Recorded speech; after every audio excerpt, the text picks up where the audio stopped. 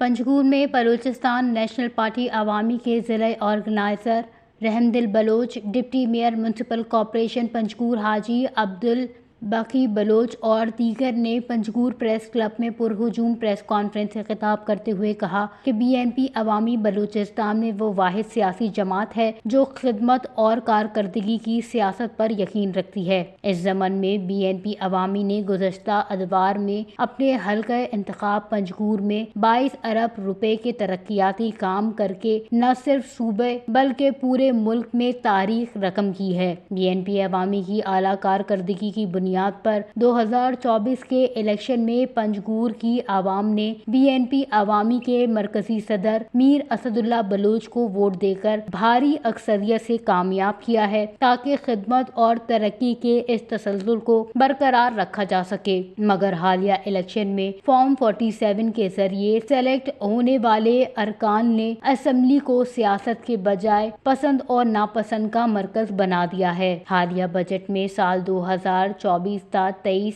हालिया बजट में साल 2023-24 और 24-25 में जिला पंजगूर के 8 अरब रुपए की स्कीमात को खत्म करके वजीर आला और नेशनल पार्टी ने मिलकर पूरे पंजगूर के मैंडेट को खाक में मिला दिया है। इन स्कीमात की कटौती से जिला पंजगूर को 8 अरब रुपए का नुकसान उठाना पड़ा है, जिसका अजाला अब नामुमकिन है। ये तमाम स्कीम अवामी नौयत के थे और इनसे पंजगूर शहर एक जदीद शहर की दौड़ में शामिल हो सकता था। इनमें पंजगूर की तालीम, खूबसूरती, इंफ्रास्ट्रक्चर और कम्युनिकेशन को तरजीह दी गई थी, मगर पंजगूर की आवाम को नजरअंदाज किया गया है। पंजगूर बलूचिस्तान का वो वाहिद जिला है जिसमें 2018-23 तक सबसे ज्यादा काम होते थे, मगर इस बार पंजगूर की तरक्की के लिए बजट में स्कीमात को कम अहमियत दी गई है।